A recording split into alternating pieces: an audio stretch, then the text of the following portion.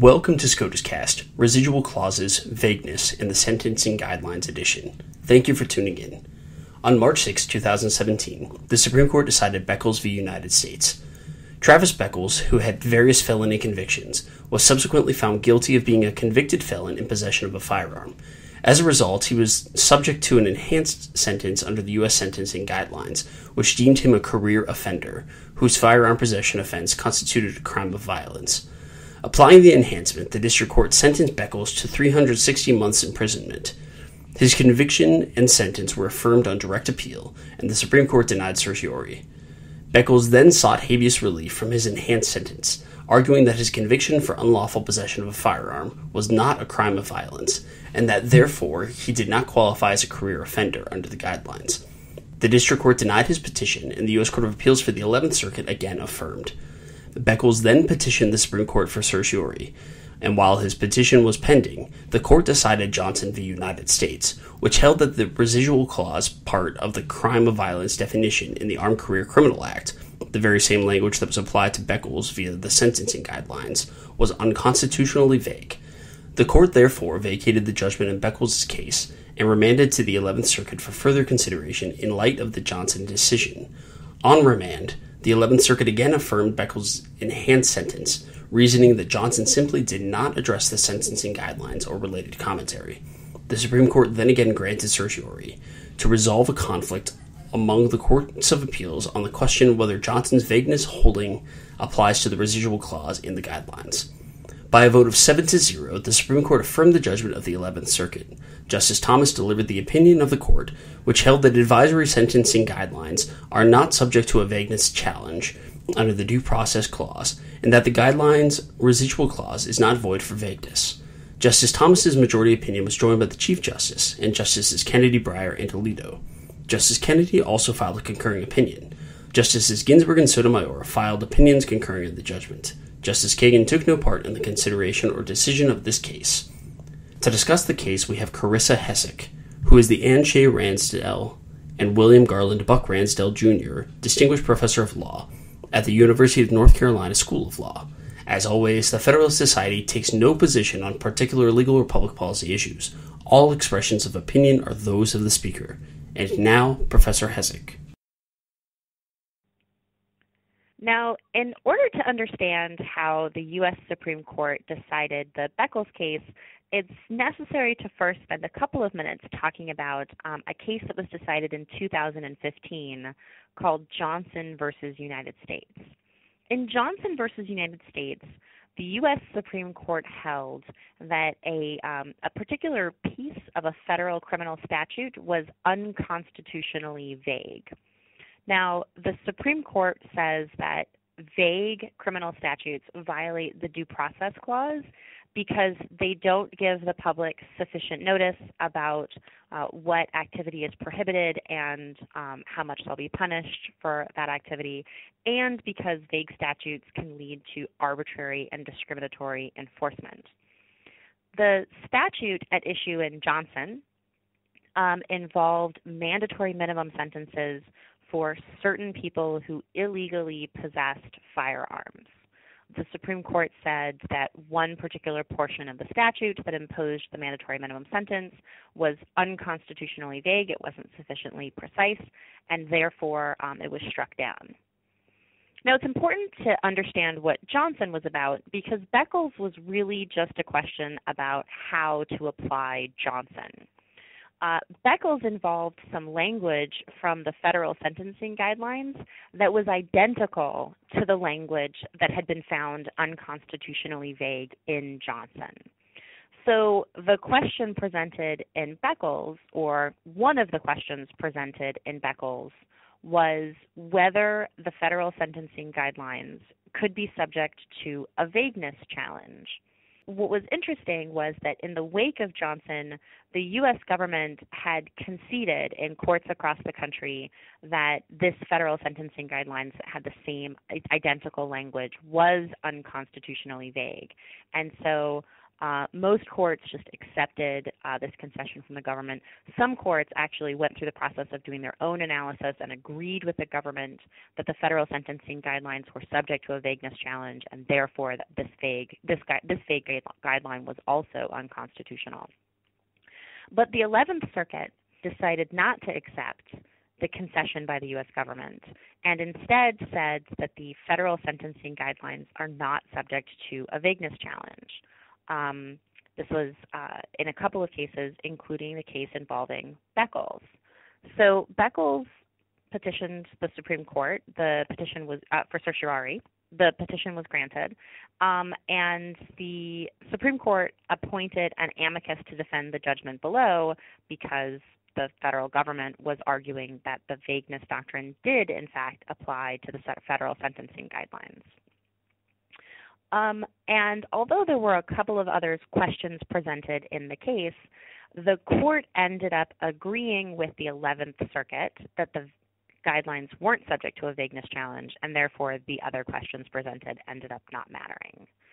Now, to understand why it was that the court decided in Beckles not to allow vagueness challenges to the federal sentencing guidelines, it's important to first understand exactly what the federal sentencing guidelines are.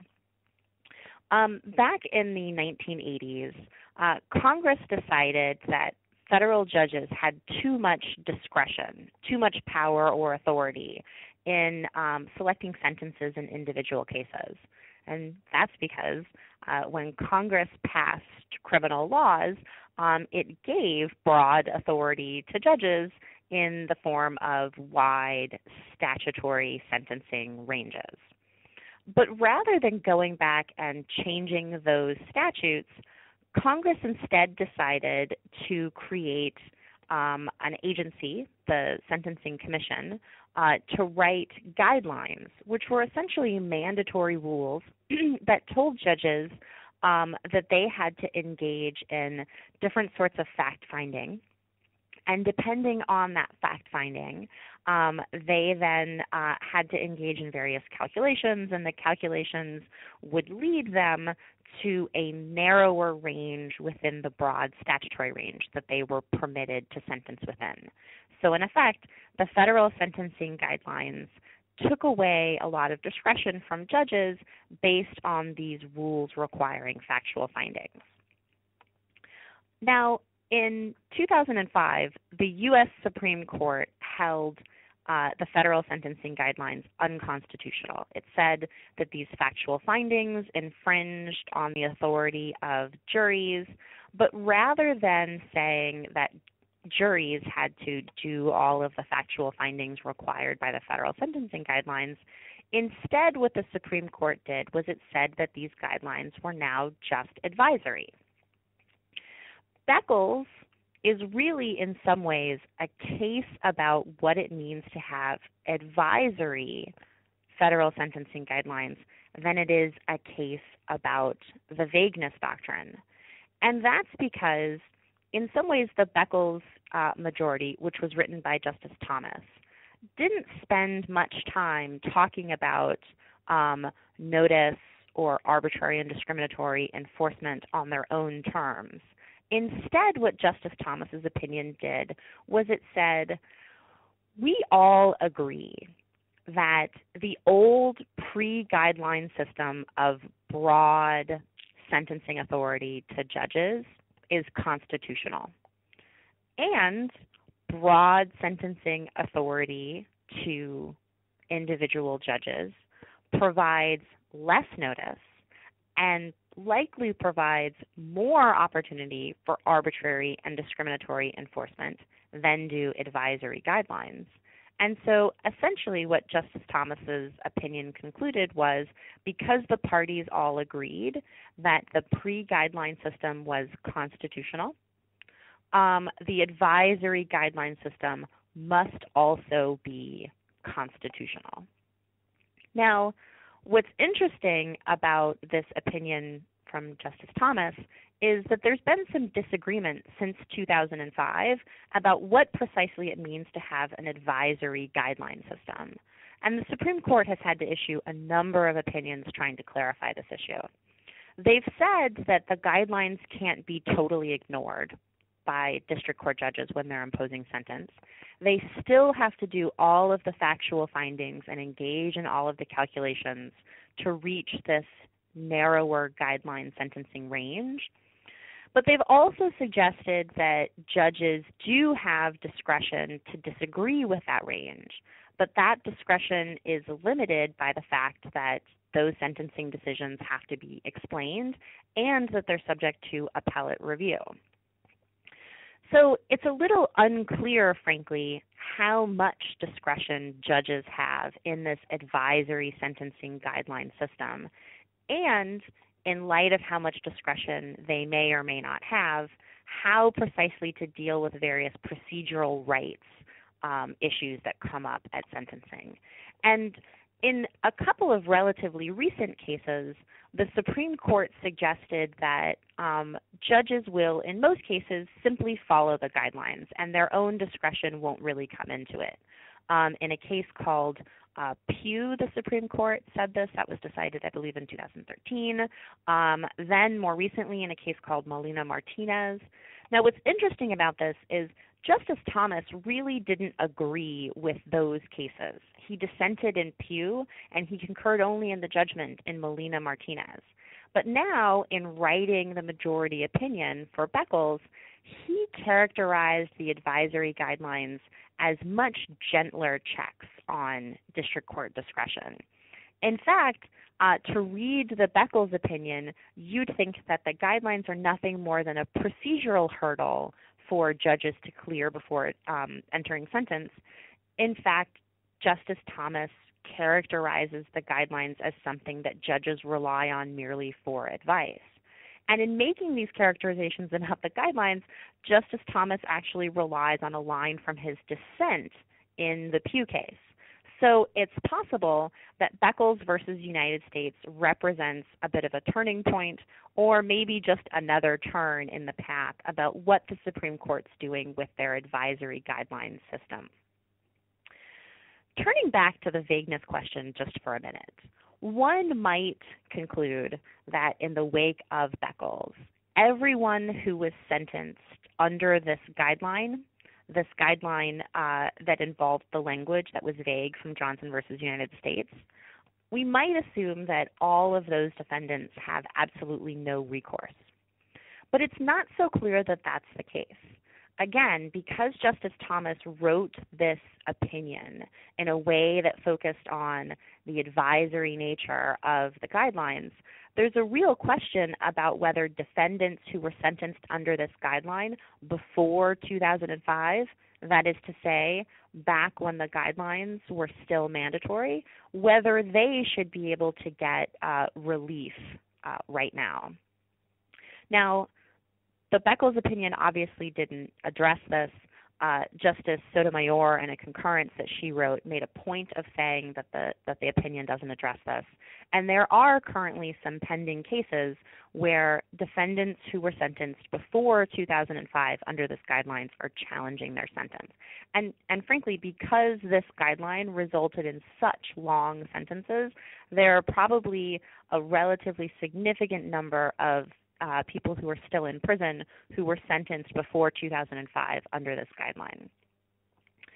But the Beckles case also creates another odd situation, and that's the fact that the circuits haven't always been consistent in how they've treated the federal sentencing guidelines.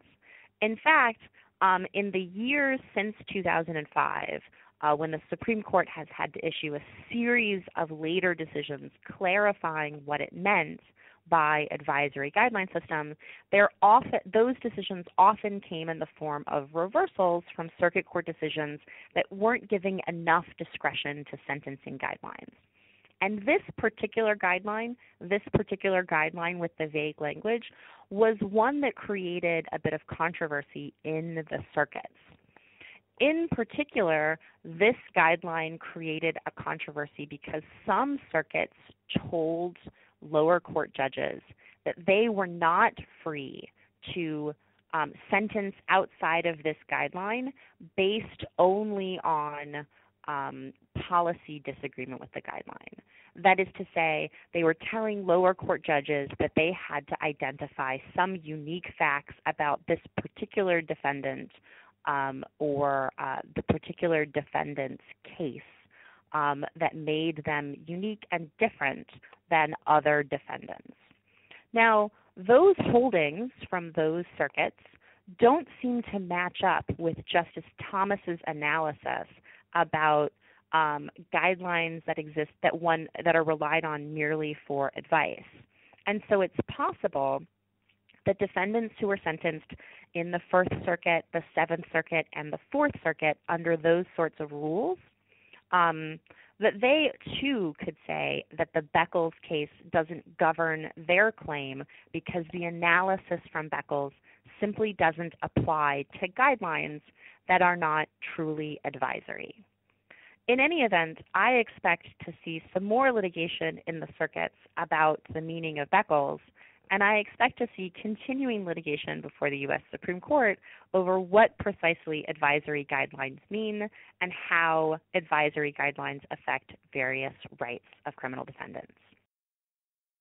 Thank you for listening to this episode of SCOTUScast. For more episodes of SCOTUScast, as well as audio and video of past Federalist Society events, please visit our website at www.fedsoc.org/multimedia.